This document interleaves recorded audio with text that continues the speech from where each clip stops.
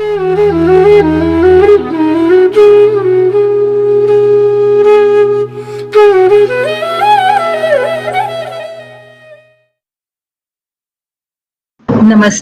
बोध सत्संग में आप सभी साधकों का स्वागत है। इस सत्संग में हम विभिन्न आध्यात्मिक विषयों पर चर्चा करते हैं और यदि किसी के प्रश्न हो तो उन प्रश्नों पर भी अपने विचार एक दूसरे के साथ साझा करते हैं।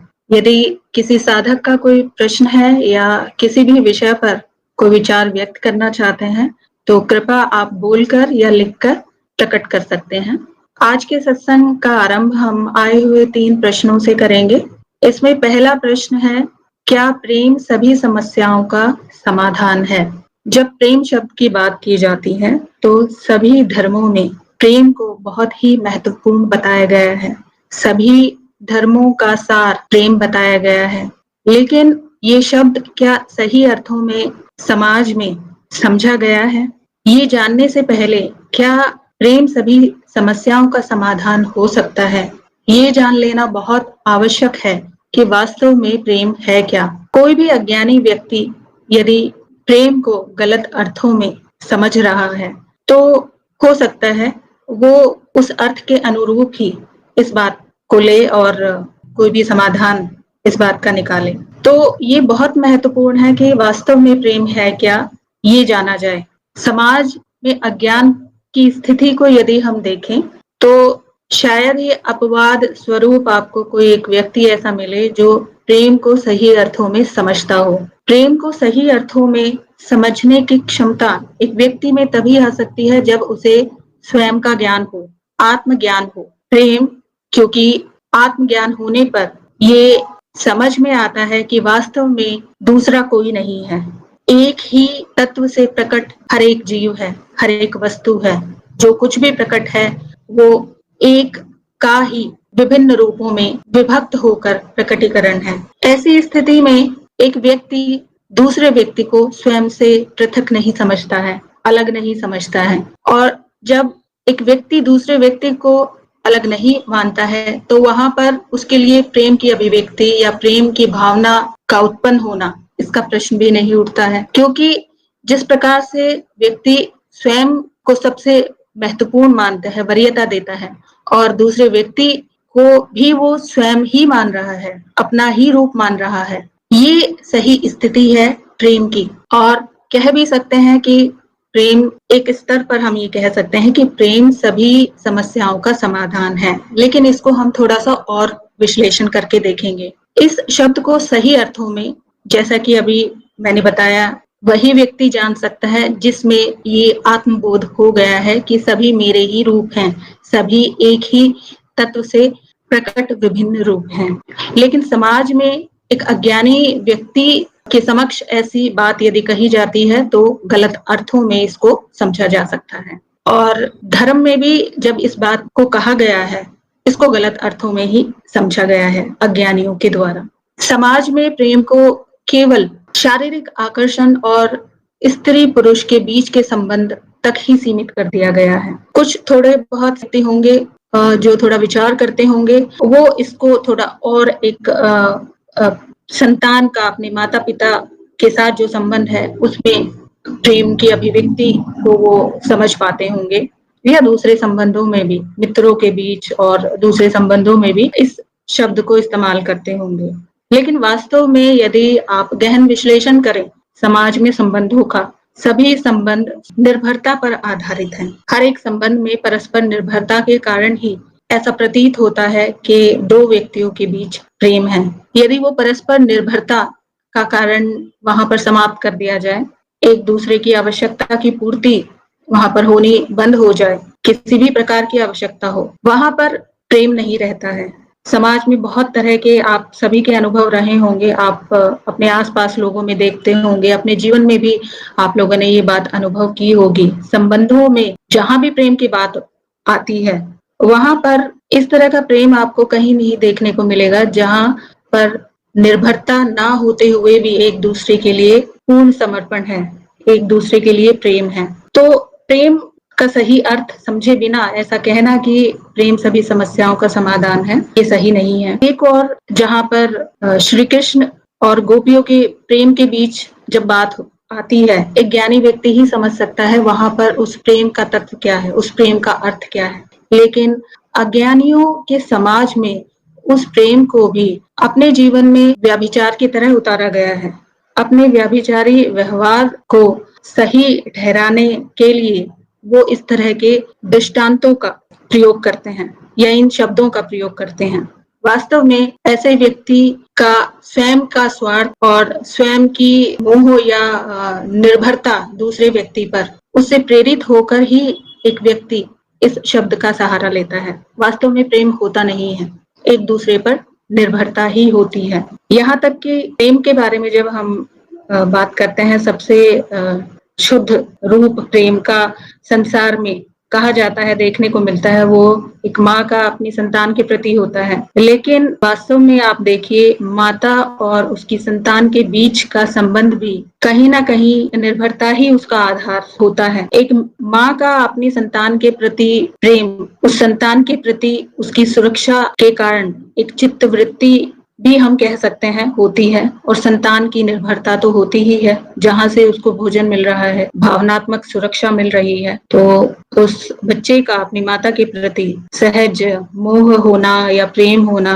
बहुत ही सामान्य सी बात है। लेकिन जिस प्रेम की हम बात यहाँ पर कर रहे हैं वो सांसारिक संबंधों से परे है। वास्तव में प्रेम, ये वो प्रेम है जब एक व्यक्ति को आत्मज्ञान होता है, तभी वास्तविक अर्थों में इसका पता चल पाता है कि मैं ही सभी रूपों में प्रकट हूँ। तब वहां पर प्रेम की अभिव्यक्ति की बात ही नहीं है। वहां पर संवेदनशीलता इतनी अधिक होती है उस व्यक्ति की कि दूसरे व्यक्ति की पीड़ा उसको अपने अंदर अनुभव होती है। दूसरे की प्रगति के लिए या दूसरे व्यक्ति की सहायता के लिए वो व्यक्ति सदैव तत्पर रहता है। ऐसा प्रेम यदि हम संसार में कहें तो देखने को एक संबंध जो है हम कह सकते हैं जिसमें देखने को मिल सकता है।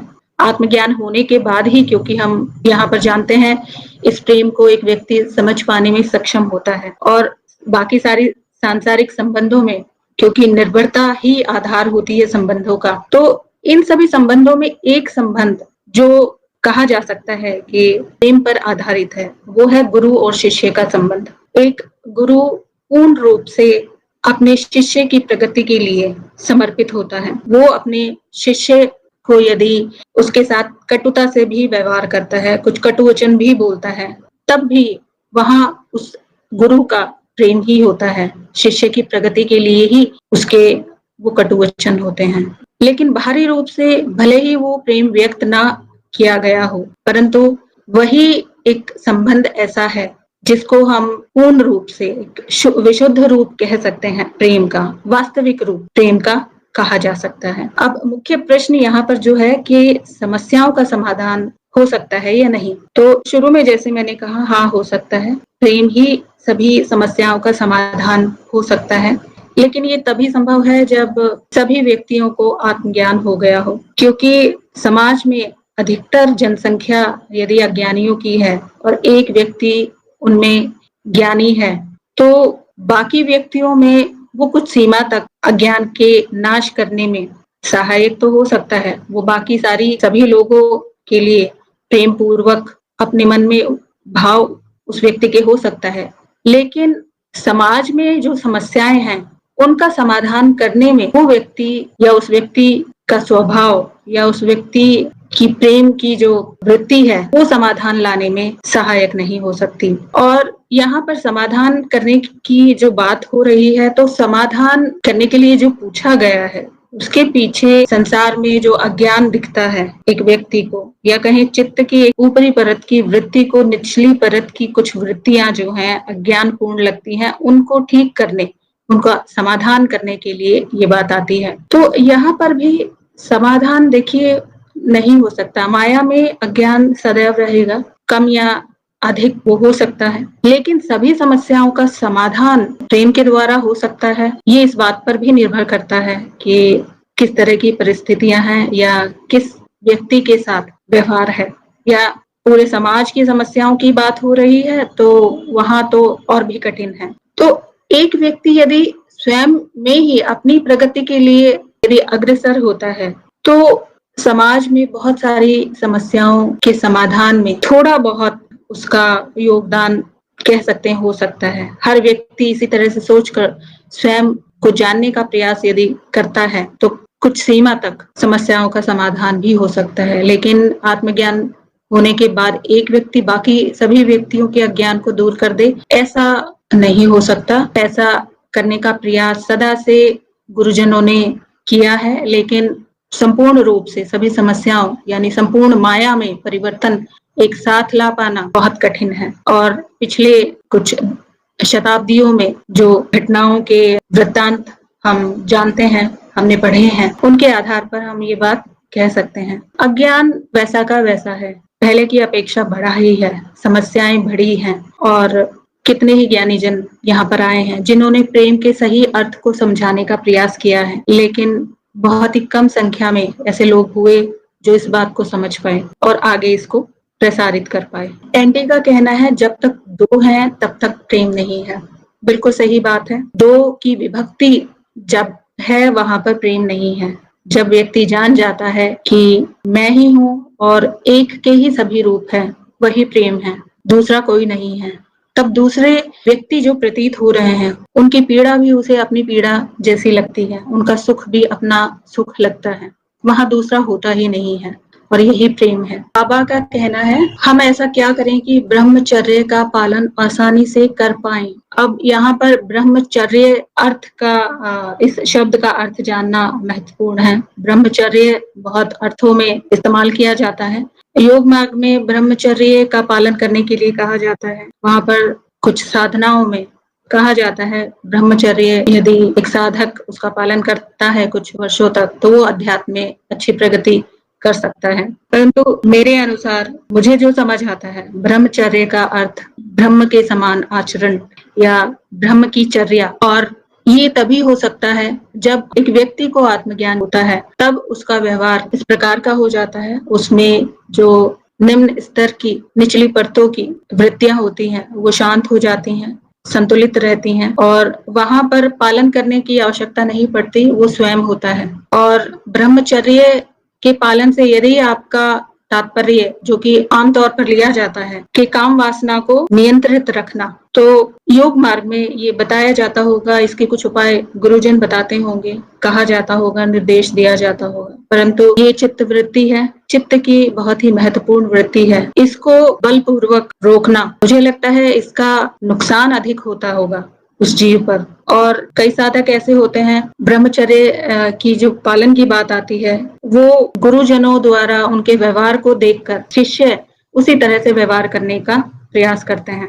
जो गुरुजन हुए हैं, जिन्हें आत्मज्ञान हुआ है, उन्होंने उनके व्यवहार में या उनके जीवन में ऐसी चित्त वृत्ति को नहीं देखा होगा और उसी से प्रेरित होकर हो सकता है शिष्यों को भी आत्मज्ञान को वो ब्रह्मचर्य से हो सकता है जोड़ा गया हो। ये वास्तविकता है या नहीं है, ये मेरा अनुमान है, क्योंकि ज्ञान मार्ग पर हम ब्रह्मचर्य का पालन की बात नहीं करते हैं। चित्त की किसी भी वृत्ति को बलपूर्वक रोकने का प्रयास नहीं किया जाता है ज्ञान मार्ग पर। ये योग मार्ग में सुनने में आती है ये बात, लेकिन योग मार्ग में भी यदि ज्ञान मार्ग के दृष्टिकोण से मैं विश्लेषण करूं तो मुझे ऐसा लगता है कि योग मार्ग या फिर दूसरे मार्गों के जो गुरुजन हुए हैं उनकी जीवन शैली को देखते हुए साधकों में हो सकता है ये धारणा बनी हो कि ब्रह्मचर्य का पालन करना चाहिए, लेकिन ब्रह्मचर्य स्वयं ही आ जाता है। जब ज्ञान होता है एक व्यक्ति को, ब्रह्मचर्य स्वयं ही आ जाता है। एक ज्ञानी व्यक्ति को देखकर उसके व्यवहार के अनुरूप व्यवहार करने से आत्मज्ञान नहीं होता है। आत्मज्ञान के लिए साधना करनी होती है, चाहे वो योग मार्ग की साधना हो या फिर ज्ञान मार्ग है, तो उसमें अलग तरह से आपको तत्व का ज्ञान होता है। अन्यथा ब्रह्मचर्य बलपूर्वक जो जिस अर्थों में अधिक इस बात को समझा जाता है, ऐसा करने से कोई प्रगति मुझे नहीं लगता एक साधक की होगी, हानि अवश्य हो सकती है। सुमन जी का कहना है क्या कर्मों से छुटकारा पाना ही मुक्ति है? मुक्ति का अर्थ जान लेना ही मुक्ति है। ये जान लेना ही मुक्ति है कि आप पहले से ही मुक्त हैं, और ये आप या उस व्यक्ति को तभी पता चल पाता है जब उस व्यक्ति को स्वयं के तत्व का ज्ञान होता है, स्वयं के स्वरूप का ज्ञान होता है। अब ये बात ज्ञान में आती है कि मैं तो पहले से ही मुक्त था, कोई बंधन था ही नहीं। और बात कर्मों की जहां तक हो रही है, तो कर्म मेरे नहीं है, तो कैसी मुक्ति? मैं कर्मों से सदा से ही मुक्त हूँ। कर्म मेरे कभी थे ही नहीं, कर्म स्वतः हो रहे हैं। और कर्मों से मुक्ति पा लेने की इच्छा किसकी है? अहम की है। अहम ये चाहता है कि कर्मों से छुटकारा मिल जाए और तभी मेरी मुक्ति है। तो अहम कर्मों के साथ जुड़ा है, इसीलिए अहम को लगता है कि कर्मों से मुक्त हो जाने पर ही कोई मुक्ति नाम की चीज से मिल जाएगी।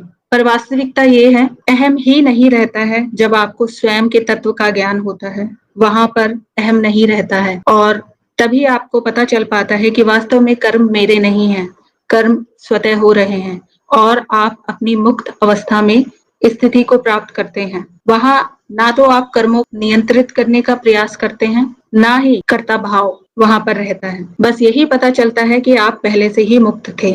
अज्ञान स्वरूप अपने आप को बंधन में मान लिया गया था। ऋतु जी का कहना है, सत्य को जानने की प्रबल इच्छा ही प्रेम है। सत्य को जानने की प्रबल जिज्ञासा एक साधक में उसकी आध्यात्मिक प्रगति के लिए आवश्यक है।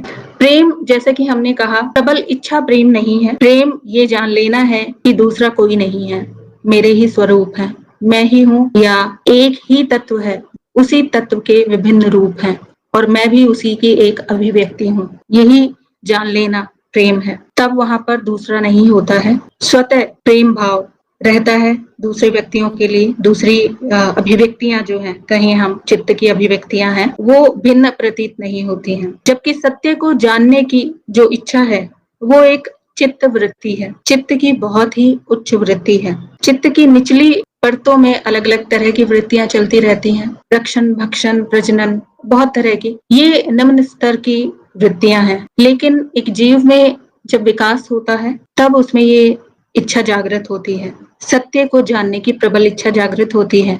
और यही इच्छा सबसे महत्वपूर्ण है। इसी इच्छा के द्वारा एक व्यक्ति स्वयं को, या कहें जो मूल तत्व है, उसको जाना जा सकता है। व्यक्ति तो नहीं जानता है, यहाँ पर भाषा की कुछ सीमा है, तो ऐसे शब्दों का प्रयोग करना पड़ता है, परंतु व्यक्ति नहीं जानता है, बस स्वतः ये घटित होता है। चित्त में निम्न वृत्तियां भी चल रही हैं, निचली वृत्तियां चल रही हैं, और विकसित होते होते, विकास होते होते चित्त की एक परत में जब ये इच्छा जागृत होती है, जिज्ञासा जागृत होती है कि सत्य क्या है, ये सब क्या है, संसार क्या है, दुख क्या है, वो प्रबल इच्छा ही उसे या चित्त की और आगे की प्रगति के लिए सहायक होती है, जब तत्व का बोध होता है। बर्निता जी का प्रश्न है, चक्रों को कैसे जागृत करते हैं? बर्निता जी, ज्ञान मार्ग पर हम चक्रों की बात नहीं करते हैं। चक्रों की परिकल्पना योग मार्ग पर है, क्योंकि योग मार्ग में शरीर में प्राण ऊर्जा के माध्यम से विभिन्न चक्रों को जागृत किया जाता है। चक्रों की परिकल्पना के आधार पर शरीर में विभिन्न चक्रों में जो ऊर्जाएं हैं, उनको जागृत करके शरीर में विभिन्न ग्रंथियों को, जो भी अज्ञान की ग्रंथि है या भावना में की कोई ग्रंथि है, जिस भी चक्र में जो भी ग्रंथि है, उसको सही किया जाता है और चक्रों के जागरण से ये होता है। और बहुत सारी प्रक्रियाएं हैं योग मार्ग में इन चक्रों को जागृत करने की। शाक्त मार्ग में या शक्ति मार्ग में भी शक्तिपात के द्वारा चक्रों का जागरण बताया जाता है, परंतु ज्ञान मार्ग पर इस तरह चक्रों के जागरण की बात नहीं होती है। लेकिन चित्त की परतीय परिकल्पना जो ज्ञान मार्ग पर जिसका अध्ययन हम करते हैं, उसमें चित्त की परतें और चक्रों में आपको समानता देखने को मिलेगी। जो मूलाधार चक्र है, वो चित्त की निचली परतों के समरूप है, जहां पर बहुत ही निम्न स्तर की वृत्तियां चलती हैं, और इसी प्रकार से ऊपर के चक्रों की ओर बढ़ते जाएं, और इधर चित्त की विभिन्न परतों में भी ऊपर विकास के साथ यदि बढ़ते जाएं, तो उसी तरह के बदलाव आपको देखने को मिलेंगे। और सबसे ऊपर जो आज्ञा चक्र है मनुष्य के शरीर में, उस चक्र से संबंधित जो वृत्तियां हैं, वो ज्ञान की वृत्तियां हैं, चित्त की परतों के मॉडल के हिसाब से।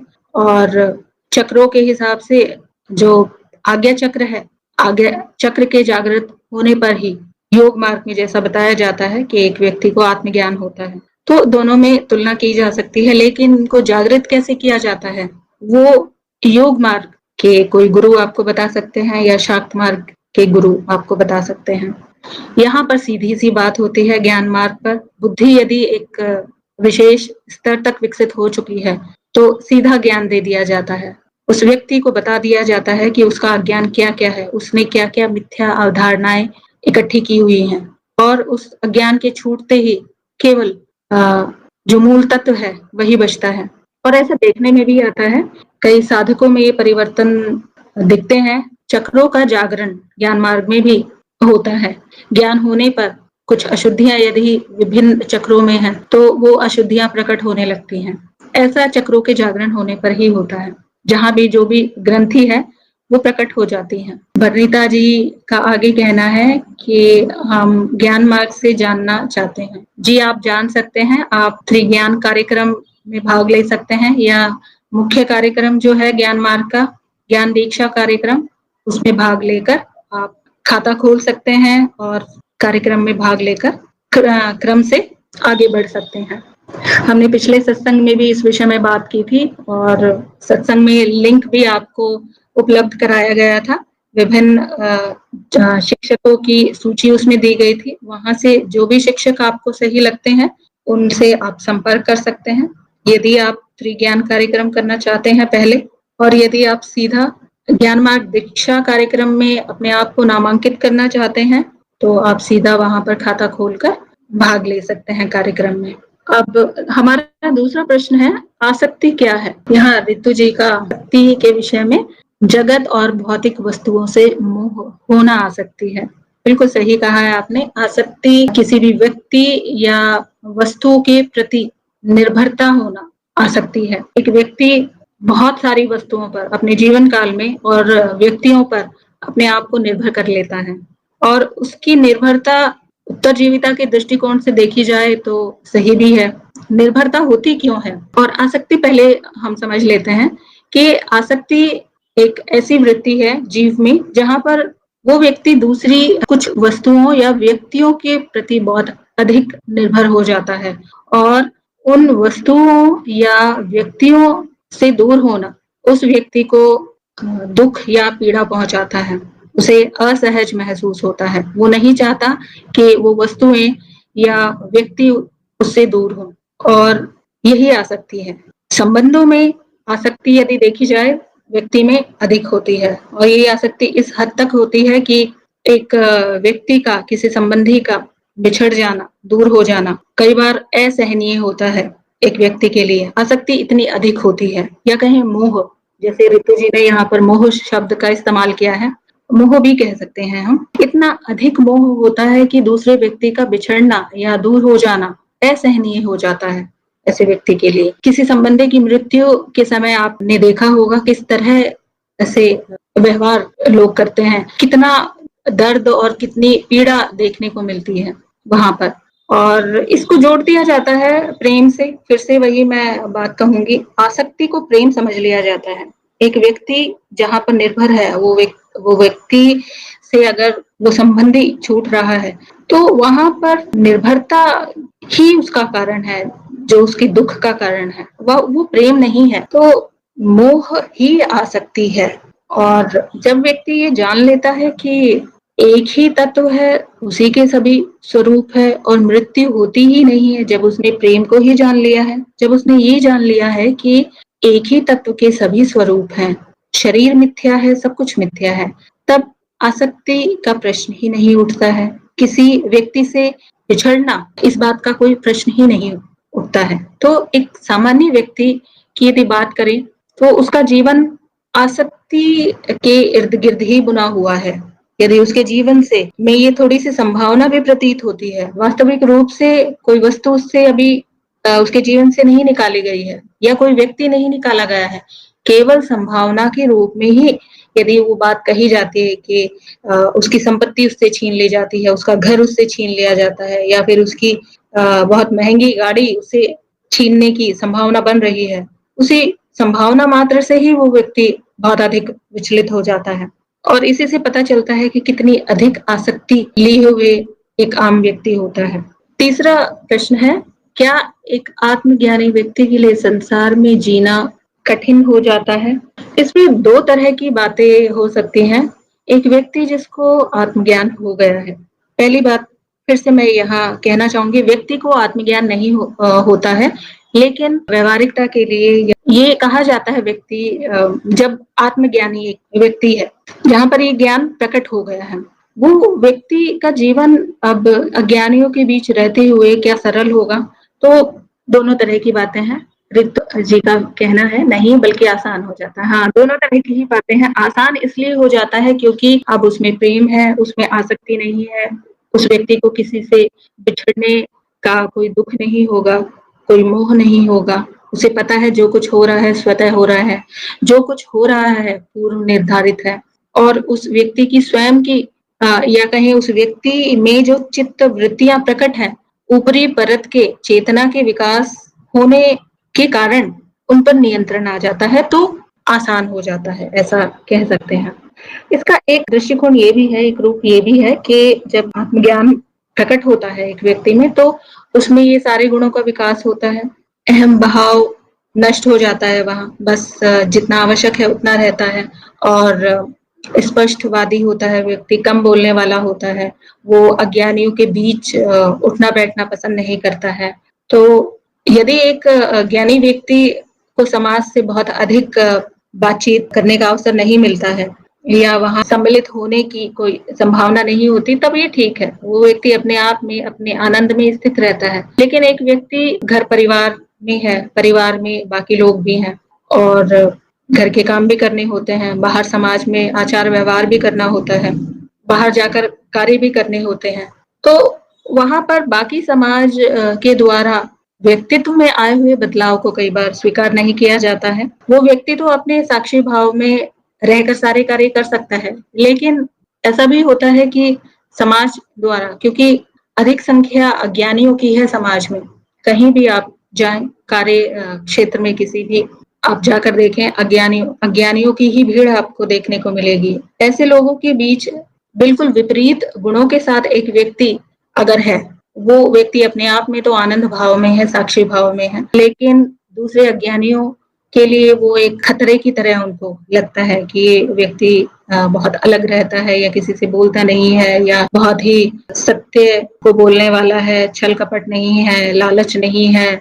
इस तरह के गुणों के साथ जब कोई व्यक्ति होता है, तो ऐसे व्यक्ति का विरोध किया जाता है, ऐसे व्यक्ति को पसंद नहीं किया जाता है, ये बात देखने में आती है। तो अज्ञानियों द्वारा कई बार ऐसे व्यक्ति को परेशान भी किया जाता है, और इसी कारण मुझे लगता है कि जो जिन व्यक्तियों को ज्ञान हो गया है, यहाँ पर जहाँ पर ज्ञान प्रकट हो गया है, ऐसा व्यक्ति संसार में रहने का उसका मन नहीं करता है, वो संसार से दूर रहना चाहता है, अज्ञानियों की संगत से वो दूर रहना चाहता है, क्योंकि उसको कठिनाई का अनुभव होता है अज्ञान के बीच रहकर। इसमें एक बात ये भी है कि ज्ञान होने के बाद भी पूर्ण रूप से साक्षी भाव यदि पूरा दिन पूरा समय रहता है, तब कोई समस्या नहीं होती। वो स्थिति तो बहुत ही विलक्षण स्थिति कह सकते हैं, लेकिन बाकी चित्त वृत्तियां देखिए पूर्णतः नष्ट नहीं होती हैं, थोड़ी बहुत रहती हैं।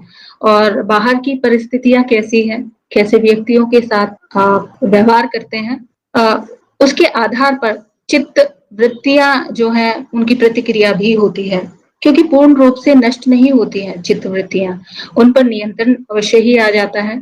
तो ऐसी परिस्थितियां यदि रोज रोज प्रकट हो रही हैं, अधिक संख्या में ऐसे व्यक्ति हैं जो आपको साक्षी भाव में रहने देने में कठिनाई जो प्रस्तुत कर रहे हैं, तो वहां पर समस्या भी आ सकती है एक आत्मज्ञानी व्यक्ति को, क्योंकि साक्षी भाव ऐसे व्यक्तियों के बीच रहने पर चला जाता है, और यदि ऐसा व्यक्ति अपनी अपने भाव में स्थित रहते हुए अज्ञानियों से दूर कहीं रहता है, तो उसे कोई समस्या नहीं है। बर्निता जी का कहना है मरने के बाद भी जन्म होता है। बर्निता जी, आप को क्योंकि अभी आत्मज्ञान नहीं हुआ है, इसलिए आप मरने के अर्थ को नहीं जानते हैं। मरना जिसको हम कहा, एक आम व्यक्ति जिसको ज्ञान नहीं हुआ है, मरने को वो शरीर के नष्ट होने से लेकर समझता है। शरीर में किसी तरह का रोग हुआ या कोई दुर्घटना हुई और ये यंत्र जो है वो नष्ट हो गया है, तो मृत्यु कहा जाता है। तो मृत्यु होने के बाद जन्म होता है, तो जन्म किसका होगा? इसी शरीर का तो होगा नहीं। जन्म किसका होगा? जन्म इस शरीर में क्या कुछ था जो अब इससे निकल गया है, जिसका जन्म होगा? तो ये सारी बातें जान लेना बहुत आवश्यक है इस प्रश्न को करने से पहले। एक तो स्वयं का स्वरूप जानना आवश्यक है, क्योंकि मैं शरीर नहीं हूँ। शरीर केवल एक यंत्र है। इस शरीर के माध्यम से, इस शरीर में जो इंद्रियां हैं, भौतिक इंद्रियां और सूक्ष्म इंद्रियां हैं, ये बहुत ही जटिल यंत्र है, माया का बनाया हुआ, जिसके माध्यम से बहुत तरह के अनुभव होते हैं, और वो अनुभव करने वाला मैं हूँ। इस शरीर के माध्यम से, शरीर के नष्ट होने पर भी मेरी मृत्यु नहीं होती है, और शरीर के माध्यम से जो अनुभव हुए हैं, उसकी स्मृतियां इकट्ठी होती रहती हैं कारण शरीर में, और वो स्मृतियां फिर से प्रकट होती हैं। उन स्मृतियों के प्रकट होने को ही जन्म होना कहा जाता है। व्यक्त होना, व्यक्ति क्यों कहा जाता है? वहां पर स्मृतियां एक स्थूल शरीर में व्यक्त हो रही हैं, अभिव्यक्त हो रही हैं, इसलिए उसको व्यक्ति कहा जाता है। और ये बातें आपको हो सकता है अभी सही तरह से ना समझ आए, क्योंकि ज्ञान आपको नहीं हुआ है। यदि आप कार्यक्रम में भाग लेंगे और इन शब्दों को अच्छे से समझेंगे, अनुभव करता मैं किसे कह रही हूँ, और मैं अनुभव करता हूँ, ऐसा मैं क्यों कह रही हूँ, ये बातें आपको अपरोक्ष अनुभव के बाद ही समझ में आएंगी। जब स्वयं आप अपने स्वरूप को जान जाओगे। अभी आप खुद को शरीर मान रहे हो, और शरीर के मरने को आप अपने मरने के साथ जोड़ रहे हो, जबकि शरीर का मरना अनुभवकर्ता का अंत नहीं है। अनुभवकर्ता नित्य है, सदा है, अजन्मा है। तो आप ज्ञान ले लीजिए, बहुत विस्तार में ये सभी बातें आपको समझाई जाएंगी कार्यक्रम में। विनोद जी का कहना है, साक्षी या अनुभवकर्ता का बोध तो सरल है, परंतु अहम भाव को कैसे पहचाने? अहम भाव का मूल स्रोत कहाँ है? यदि साक्षी भाव का बोध आपको सरल लगता है, साक्षी भाव का बोध आपको हो चुका है, बहुत सरलता से हो जाता है। और सरल हम इसलिए कहते हैं कि ये स्वतः आ जाता है। जब अज्ञान का नाश होता है एक जीव में, मान्यताएं छूट जाती हैं, अज्ञान किन किन बातों में था, क्या क्या अज्ञान था, वो सब हट जाता है, तो बोध स्वयं प्रकट हो जाता है, साक्षी भाव स्वयं प्रकट हो जाता है। और यदि साक्षी भाव प्रकट हो गया है, ये बोध प्रकट हो गया है, तब ये प्रश्न आना संभव नहीं है। विनोद जी को मैं कहना चाहूंगी, फिर ये प्रश्न नहीं होता अहम भाव को मैं कैसे पहचानूं, अहम भाव का स्रोत क्या है। वहां पर अहम की वृत्ति का भी साक्षी हुआ जाता है। यदि आपको साक्षी भाव का बोध हुआ है, तो वहां अहम की वृत्ति आपको अलग से अनुभव होती है। आप अनुभवकर्ता के भाव में स्थित होते हैं, साक्षी भाव में स्थित होते हैं, अहम आपको अलग दिखता है। फिर ये प्रश्न नहीं होता कि उसको पहचाना कैसे जाए और उसका स्रोत क्या है। सभी चीजों का, सभी भावों का, सभी अनुभवों का स्रोत स्वयं अनुभव करता है, ब्रह्मन है, वहीं से सब कुछ प्रकट है, या कहीं कुछ भी प्रकट नहीं है। अहम भाव मिथ्या भाव है, ये पता चलता है जब साक्षी भाव प्रकट होता है और इसका अनुभव होता है। बहुत ही स्पष्ट रूप में ये बात समझ में आती है, बोध में आती है कि वास्तव में अहम है क्या। इसको शब्दों में यदि आप मुझसे पूछ रहे हैं, तो मैं शब्दों में नहीं बता पाऊंगी इस बात को, क्योंकि ये ऐसा अनुभव है, साक्षी भाव में रहते हुए आपको पता चलता है कि अहम वास्तव में है क्या। कार्य आपको स्वयं होते दिखते हैं। अहम कब आता है ये पता चलता है कार्य हो जाने के बाद। यदि आप ध्यान से देखें, साक्षी भाव या चेतना के प्रयोग यदि आप कर रहे हैं, तो वहां पर आपको पता चलेगा कि कोई कार्य होने के बाद अहम भाव प्रकट होता है। वरना एक सामान्य व्यक्ति के जीवन में कार्य साथ में होता है, अहम, उसमें अंतर नहीं पता चलता है व्यक्ति को, क्योंकि अहम उस कार्य के साथ, वस्तुओं के साथ इतना जुड़ा होता है या इतना तादाद में होता है, उसका विभक्ति नहीं पता चलती है कि कार्य खुद हो रहा है और अहम अपने आप ही उसके भाव चल रहे हैं कि ये मैंने कार्य किया है, अच्छा किया है या बुरा किया है। लेकिन साक्षी भाव में कार्य अलग होता दिखेगा, अहम की वृत्ति वो आपको अलग से दिखेगी, उसका कोई महत्व नहीं है वहां पर कार्य करने में। जीव की उत्तरजीविता में महत्व है अहम भाव का, लेकिन जो अनावश्यक रूप से उसका पहले कार्यों में तादाद में होता था, वो अब नहीं होता है जब साक्षी भाव होता है। तो ये बात अनुभव करने वाली है, शब्दों में बहुत अच्छे तरह से इसको प्रकट नहीं किया जा सकता है। ऋतु जी का प्रश्न है, क्या साक्षी भाव में रहते हुए समाज में आवश्यकता अनुसार अभिनय करके रहा जा सकता है? बिल्कुल रहा जा सकता है, और साक्षी भाव में ही आप ये जान पाते हैं कि समाज में जो कुछ भी हो रहा है वो अभिनय के समान ही है। मतलब सब एक पर्दे पे चलने वाले चलचित्र है, माया का बनाया हुआ खेल है, और वहां भी उस खेल में आप भी एक पात्र हैं, और वहां पर समर्पण भाव भी एक व्यक्ति में आ जाता है साक्षी भाव आने पर, क्योंकि हम की सही स्थिति पता चल जाती है। वहां ये नहीं लगता कि मुझे मेरा अपमान किसी ने किया तो वहां परेशानी हो रही है, पीड़ा हो रही है, बहुत अधिक सम्मान मुझे मिल गया तो गर्व का अनुभव हो रहा है। ये जो खेल चलता है अहम के कारण, ये सब समाप्त हो जाता है। आप साक्षी भाव में रहते हैं और कार्य होते रहते हैं, आपको पता भी चलता रहता है कि कार्य हो रहे हैं, स्वयं हो रहे हैं, और पहले जैसे प्रतिक्रिया होती है, सामने से कोई बात आती है आपके ऊपर और उसके प्रति जो आपकी प्रतिक्रिया पहले जैसे साक्षी भाव में जब आप नहीं थे उस समय जैसे होती थी, उसके विपरीत अब जो प्रतिक्रिया होती है संतुलित होती है। तो कह सकते हैं चित्त की जो वृत्तियां हैं उन पर कुछ सीमा तक नियंत्रण आता है और अधिक समस्या नहीं होती है। पहले जैसे अहम के कारण कुछ समस्याएं खड़ी हो जाती हैं, जीवन में परिस्थितियां खड़ी होती हैं, तो साक्षी भाव में रहते हुए बहुत ही आसानी से अभिनय करते हुए जिया जा सकता है। ऋतु जी का आगे कहना है, साक्षी भाव में आने के बाद भी क्या अहम भाव रहता है? जी, अहम भाव पूर्ण रूप से नष्ट नहीं होता है। यदि अहम भाव पूर्ण रूप से नष्ट हो जाए तो व्यक्ति ही नष्ट हो जाएगा। अहम की आवश्यकता होती है उत्तरजीविता के लिए, क्योंकि अहम के साथ ही व्यक्ति बहुत सारे कार्य करने में अहम की आवश्यकता होती है। भोजन यदि एक व्यक्ति को करना है, जीव को भोजन करने की आवश्यकता है, वहां पर अहम भाव नहीं है तो वो उठकर भोजन भी नहीं कर पाएगा और थोड़े से अहम की आवश्यकता लगेगी उसे।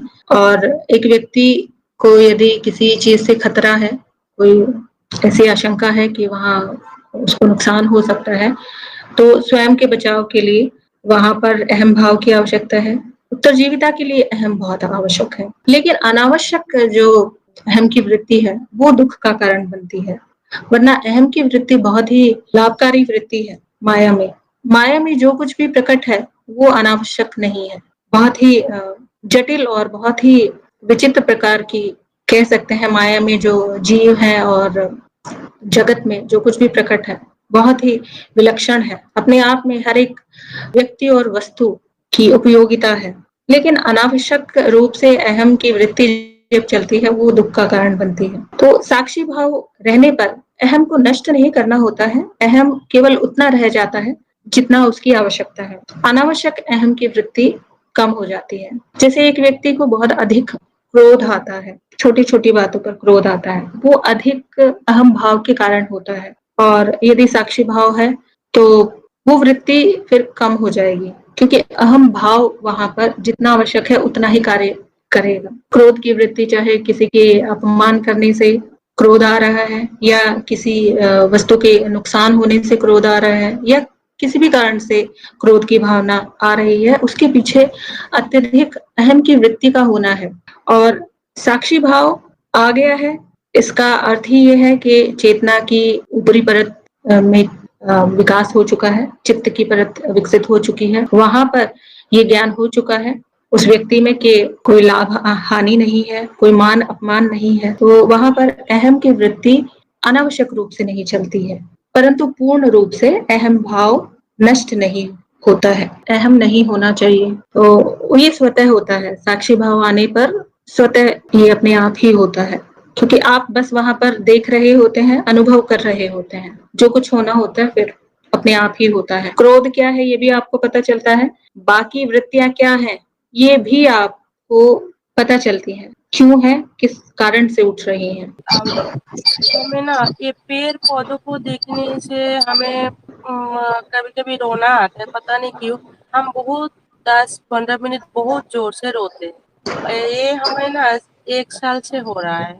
ऐसे हम पेड़ पौधे बहुत पसंद करते हैं, इधर उधर पेड़ लगाते हैं, इधर उधर रास्ता में किसी का घर में जाके ये इसको लगाओ अच्छा रहेगा।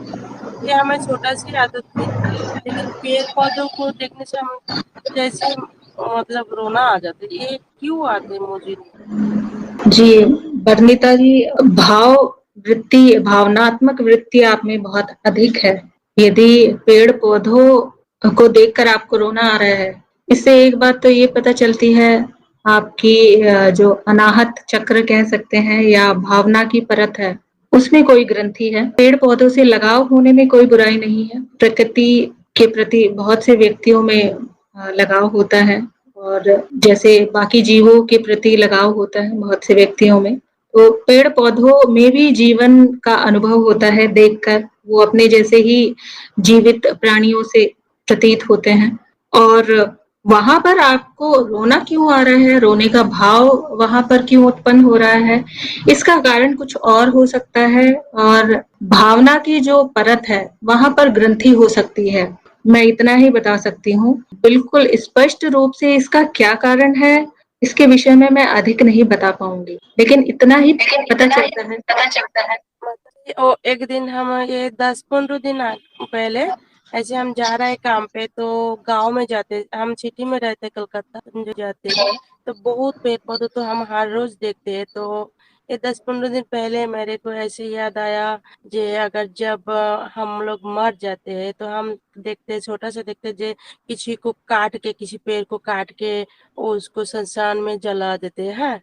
तो अभी सिटी में तो इलेक्ट्रिक में जलाते हैं, लेकिन गांव में अभी भी पेड़ पौधे काट के ही जलाते हैं। तो मेरे को ऐसे लगा जब कोई मर जाता है, शरीर चला जाता है, जो उसको जला देते हैं, तो कोई साथ में नहीं जाता है, इस दुनिया का कोई बंधु बांधव सज्जन कोई नहीं जाते, लेकिन एक पेड़ जरूर जाते हैं साथ में। इसलिए रोना आता है जो ये हमें जब हम लोग खत्म हो जाते हैं शरीर, तब भी ये साथ देते हैं। जब जीना हो, जब जीते हैं तब भी ऑक्सीजन देते हैं। यही असली दोस्त है।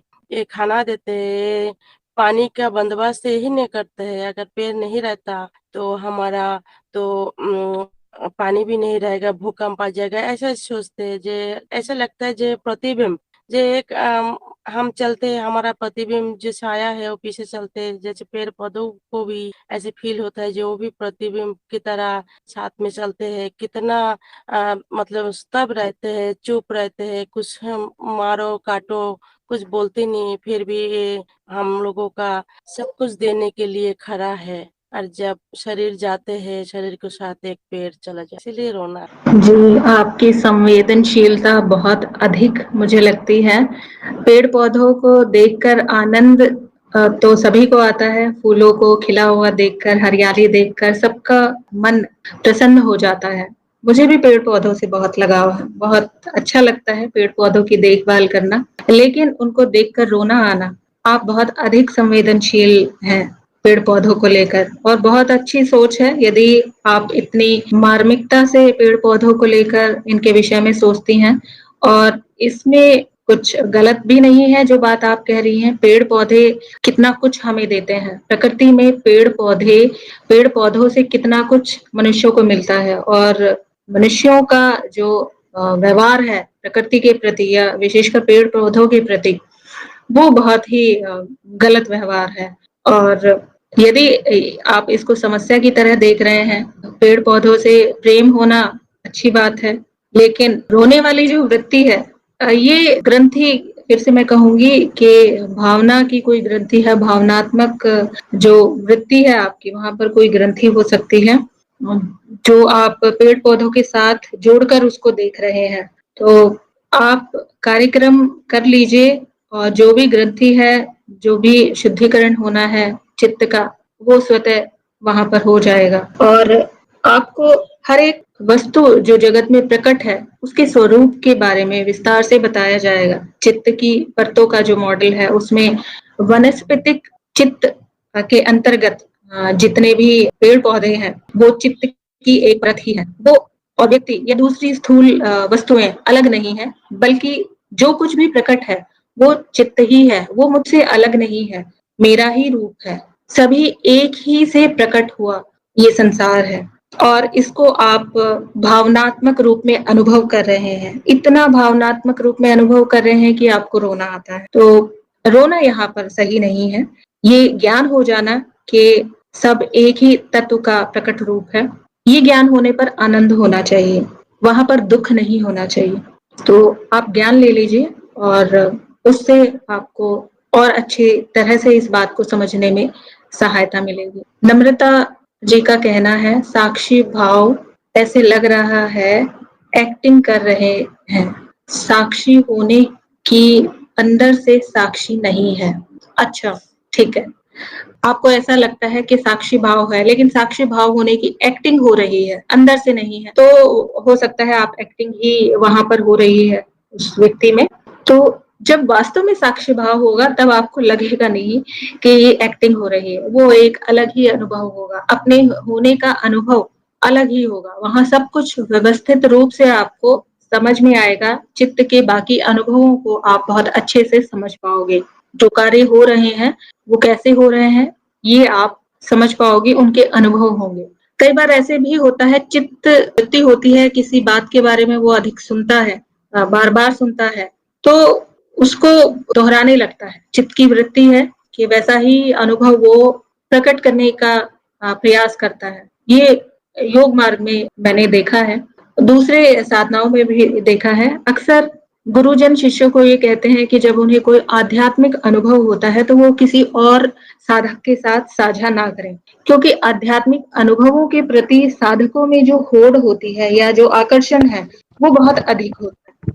और जब एक आध्यात्मिक अनुभव किसी साधक को पता चलता है तो के लिए उसकी इच्छा होती है कि मुझे भी वैसा अनुभव हो, क्योंकि हर साधक की इच्छा होती है।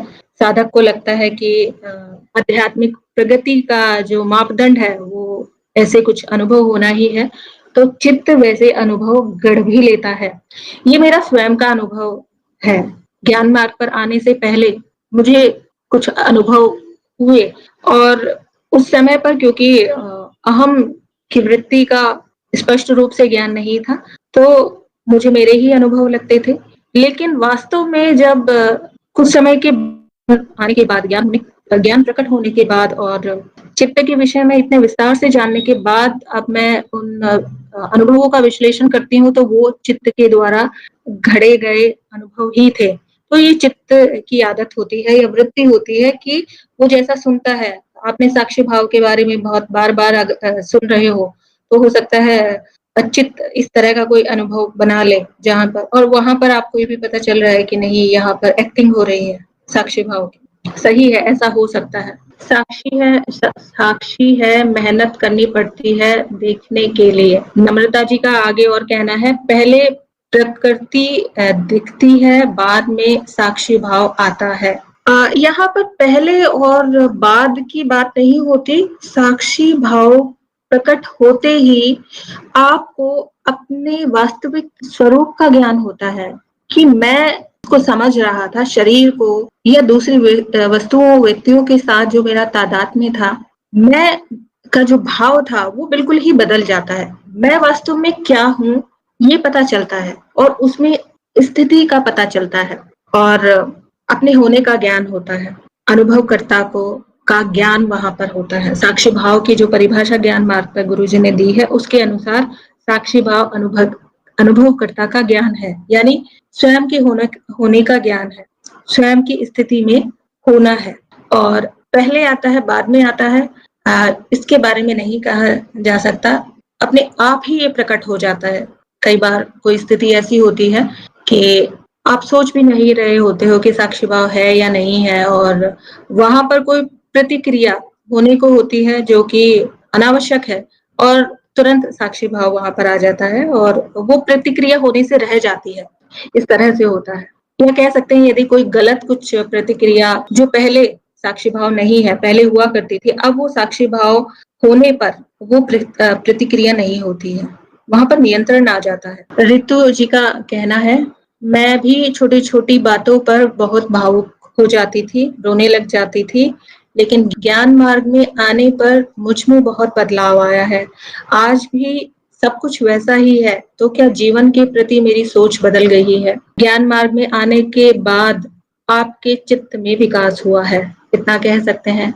छोटी-छोटी बातों पर भावुक होने का अर्थ ये है कि आपका विकास या इस जीव का विकास भावना की परत तक हुआ था, लेकिन ज्ञान मार्ग पर आने के बाद आपकी प्रगति हुई है, आप उससे ऊपर उठे हैं और वही जीवन है, वही बातें हैं, लेकिन अब आप भावुक नहीं होती हैं, आप उससे ऊपर उठ चुके हैं। तो यहाँ पर सोच नहीं बदली है, चित्त विकसित हो गया है। बहुत अच्छी बात है यदि ऐसा हुआ है और यही उद्देश्य है, प्रगति करना ही उद्देश्य है। चित्त की परतों में विकास होता है या प्रगति होती है और अंत में साक्षी भाव प्रकट होता है और तभी ये पता चल पाता है, स्वयं के स्वरूप के विषय में पता चल पाता है। नम्रता जी का आगे कहना है, डायरेक्ट साक्षी पे दृष्टि नहीं जाती है।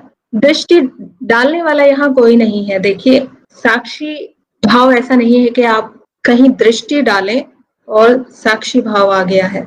ज्ञान मार्ग पर साक्षी भाव स्वयं प्रकट होता है। भले ही ये कहा जाता है कि साधना कीजिए, साक्षी भाव के प्रयोग कीजिए, लेकिन वो प्रारंभिक स्थिति में साधक को इसलिए कहे जाते हैं क्योंकि जब विभिन्न अध्याय जहाँ पर मान्यताओं को नष्ट करने से संबंधित ज्ञान दिया जाता है, उन पर विचार और मनन किया जाता है। उन पर विचार और मनन करने के पश्चात ही चित्त की परतों में विकास होता है और चित्त की परतों में विकास होते होते साक्षी भाव स्वयं ही प्रकट होता है। वहां पर दृष्टि नहीं डालनी होती है या फिर आप किसी साधना के विषय में विशेषकर बात कर रहे हैं तो वैसा ज्ञान मार्ग पर नहीं है। यहाँ पर ज्ञान होने के साथ ही साक्षी भाव स्वयं प्रकट होता है। यदि चित्त की वृत्तियों में बहुत अधिक दोष नहीं है तो, कोई ग्रंथि नहीं है तो, कई बार अलग-अलग चित्त वृत्ति के साधक आते हैं ज्ञान मार्ग पर, दूसरे मार्गों पर भी। कुछ साधकों में त्रिदिवसीय कार्यक्रम के दौरान ही चेतना प्रकट हो जाती है। कुछ साधकों में अधिक समय लगता है क्योंकि चित्त की अलग-अलग परतों में कुछ ग्रंथियां होती हैं, तो वो भावनाएं प्रकट होने लगती हैं। भावना की जैसे परत है, तो भावनात्मक वृत्ति बहुत अधिक प्रकट होने लगेगी क्योंकि वहां पर शुद्धिकरण होना शुरू होता है। जैसे ही अज्ञान के विषय में बताया जाता है, चित्त में परिवर्तन होना शुरू हो जाता है या इससे निचली परतों की कोई वृत्तियां हैं, मूलाधार की वृत्तियां हैं या स्वाधिष्ठान चक्र की परत की जो वृत्तियां हैं, वो प्रकट होने लगती है। जहां भी जो भी अशुद्धि है, वो प्रकट होती है। तो करने वाला कोई नहीं है। दृष्टि डालने से आपका अर्थ मुझे बहुत अधिक स्पष्ट नहीं हो पाया है, लेकिन साक्षी भाव स्वयं प्रकट होता है जब ये अशुद्धियां धीरे-धीरे नष्ट होती जाती हैं। किसी साधक में जल्दी होता है, किसी साधक में कुछ समय लगता है। नम्रता जी का आगे कहना है कि मुझे समझ आ गया है पर अनुभव में नहीं आ रहा है। अनुभव में भी आ जाएगा, बस आप चिंतन मनन करते रहिए। जो ज्ञान आपको मिला है, यदि आपने कार्यक्रम किया है, ज्ञान मार्ग कार्यक्रम में आप नामांकित है, कार्यक्रम में भाग आपने लिया है, अध्याय आप देख रहे हैं, तो चित्त को अनुशासित करने की भी आवश्यकता होती है। ये अपेक्षा नहीं करनी है कि मुझे साक्षी भाव लाना है, ये इच्छा नहीं करनी है, वो अपने आप प्रकट होगा। बस आपको पूर्ण रूप से समर्पित होकर, पूरी जिज्ञासा के साथ आपको जानना है वास्तव में चित्त क्या है, मैं कौन हूँ और जो भी ज्ञान दिया गया है कार्यक्रम में, उसको तत्परता से चिंतन मनन करना है और इससे आपकी चित्त की परतों में शुद्धिकरण होगा और स्वतः होगा अनुभव आपको साक्षी भाव का। ऋतु जी का आगे कहना है, अभी मुझे पूरी समझ नहीं हुई है, अभी मैं ज्ञान मार्ग दीक्षा कार्यक्रम में हूँ। ठीक है, आप चलते रहिए ज्ञान मार्ग कार्यक्रम में। यदि आप नामांकित हैं तो आप क्रम से उस पे चलते रहिए। जो भी निर्देश आपको मिलते हैं उनका पालन करते हुए आगे बढ़ते रहिए। धीरे-धीरे चित्त में परिवर्तन आएगा और सभी अनुभव आपको होंगे, चेतना के अनुभव भी होंगे और अज्ञान क्या है ये भी आपको पता चलेगा धीरे-धीरे। जी, आपका जो सत्संग सप्ताह में जी। कितना बार होता है? आपका टाइम थोड़ा लिख दीजिएगा तो सुविधा हो। जी, बनीता जी, सत्संग सप्ताह में एक बार होता है, रविवार के दिन शाम को 6 बजे से 7 बजे के समय अगर आप सत्संग में भाग नहीं ले पाते हैं तो की रिकॉर्डिंग हम ग्रुप में साझा करते हैं, उससे भी आप लाभ उठा सकते हैं यदि किसी समय आप नहीं सुन पाते हैं तो। वो तो बहुत ही बढ़िया होगा सबके लिए। नहीं, लेकिन ये आमने सामने बात करने से ना बहुत जानकारी होता है, उसमें होता है, लेकिन आमने सामने कुछ जानना है तो जानकारी बहुत होता है। तो हम कोशिश करेंगे सबका सत्संग में हाजिर होना। बिल्कुल। और इसके अतिरिक्त भी यदि आपको बीच में आपका कोई प्रश्न हो तो मुझे आप संदेश भेज सकते हैं, सीधा भेज सकते हैं, या फिर जो सत्संग का टेलीग्राम ग्रुप है इसमें भी कोई प्रश्न आप भेजकर पूछ सकते हैं। हाँ हाँ, और हम लोग जो घर में वेद पढ़ते हैं, वेदों का भी क्लास होता है, वहाँ भी पढ़ाई कराता है क्लास में ऐसे ऑनलाइन आचार्य जी लोग।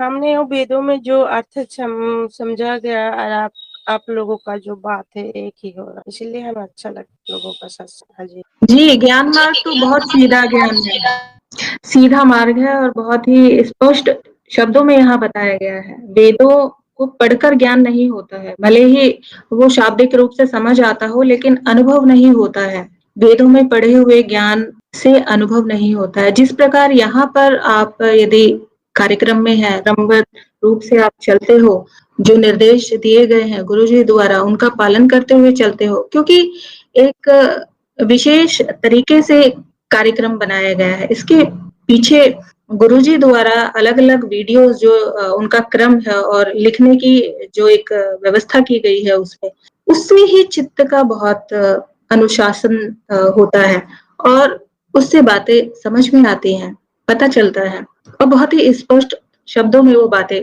बताई गई हैं, जिसको बहुत ही गूढ़ रखा गया है। तो वहाँ हम लोग सीखते हैं, जो शब्द प्रयोग कर रहे हैं, जो शब्द का जो अर्थ समझा है, ये हम आप लोगों को बातों में मिला है, एक मिल रहा है, लेकिन बात यह है वहाँ जो ज्ञान होने में हमें देर हो रहा है। लेकिन आप लोगों को इतना थोड़ा पास से संग में हम सत्संग में हाजिर हुआ था, लेकिन हमें बहुत जल्दी समझ आया, ये बहुत अच्छा लगा, इसलिए हम चाहते हैं हर सत्संग में उपस्थित रहने का। नमस्ते। बिल्कुल, ये तो बहुत ही सीधा मार्ग है और बहुत अच्छी बात है, आपको समझ आ रहा है। आप जितना जल्दी हो सके कार्यक्रम कर लीजिए।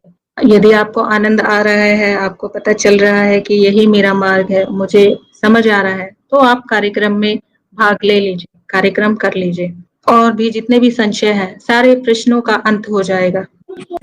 माता जी, और तरन जी का जो एक सत्संग हुआ था, तो हमने पूछा जी हमको एक ज्ञान चाहिए, तो उन्होंने बोला हाँ मिल जाएगा। तो उन्होंने एक तारीख बताई, 21, 22, 23 उन्होंने लिख के भेजा है, 7 बजे और सत्संग का बोला है, तो हम वहीं से सीख लेते हैं। हाँ माता जी। बिल्कुल, मैंने वो सत्संग में सुना आप त्रिज्ञान कार्यक्रम करना चाहते हैं, गुरुजी से करना चाहते हैं और गुरुजी आपको कराएँगे। आप कर लीजिए, आपको समय गुरुजी ने यदि दिया है तो, और उसके पश्चात भी यदि आपको लगता है मुझे संपूर्ण ज्ञान चाहिए, तो आप जो मुख्य ज्ञान दीक्षा कार्यक्रम है, उसमें भी आप नामांकित होकर ये कार्यक्रम कर सकते हैं। तो समय नष्ट किए बिना जितना जल्दी हो सके आप कर लीजिए। हाँ, तो इसके लिए क्या करना पड़ेगा हम? आप संपर्क कीजिए, गुरुजी ने आपको जो तारीख दी है त्रिज्ञान के लिए 3 दिन आपको कराएँगे, आप गुरुजी से संपर्क कीजिए, कितने बजे आपको फ़ोन करना है या गुरुजी आपको फ़ोन करेंगे, वो फ़ोन पर आपको कराएँगे। 45 मिनट से 60 मिनट तक फ़ोन पर आप ज्ञान दिया जाएगा और पहले दिन आपको आत्मज्ञान कराया जाएगा, दूसरे दिन माया के विषय में बताया जाएगा, माया का ज्ञान कराया जाएगा, तीसरे दिन ब्रह्म ज्ञान कराया जाएगा, फ़ोन पर ही होगा वो। तो जो तारीख आपको दी गई है, आप उसे 1 दिन पहले गुरुजी से संपर्क करके पूछ लीजिए कितने बजे आपको फ़ोन करना है या गुरुजी फ़ोन करेंगे। त्रिज्ञान कार्यक्रम के बाद भी यदि आपको लगता है कि जो ज्ञान दीक्षा कार्यक्रम है, उसके विषय में भी आप गुरुजी से पूछ सकते हैं। आप उसमें नामांकित हो जाइए, खाता खोल लीजिए। जो बोधि वार्ता सत्संग है, उसमें ऊपर पिन्ड मैसेज में लिंक दिया हुआ है ज्ञान दीक्षा कार्यक्रम का, वहां पर आप अपना खाता खोल लीजिए। खाता खोलने के बाद आप उसमें नामांकित हो जाएंगे और क्रम से आप एक एक अध्याय को पढ़ते हुए वहां पर आपको लेख लिखने हैं और बहुत विस्तार से इस कार्यक्रम के बारे में बताया गया है। बोधि वार्ता सत्संग में जो पिंड मैसेज है वहां पर एक वीडियो है और उसमें बताया गया है यदि आप ज्ञान दीक्षा कार्यक्रम करना चाहते हैं तो। और मेरा सुझाव है कि कर लेना चाहिए। मेरा कहना है व्यक्ति का पूर्ण अस्तित्व और उसमें वाणी और कर्म की अभिव्यक्ति पूरी तरह से चित्त निर्मित है और इसमें मैं और मेरा का भाव ही अहम भाव है। जी, यदि ये प्रश्न है तो सही है, आपने प्रश्न चिन्ह लगाया है। मैं और मेरा का भाव अहम भाव है। चित्त में अनेक प्रकार की वृत्तियां चल रही हैं और इसमें किसी कार्य के साथ मैं को जोड़ लेने की वृत्ति भी एक चित्त वृत्ति है या अहम भाव भी एक चित्त वृत्ति है जो चित्त के विकास के साथ साथ प्रकट होती है मनुष्य में। ये कई बार इस विषय पर हम बात कर चुके हैं।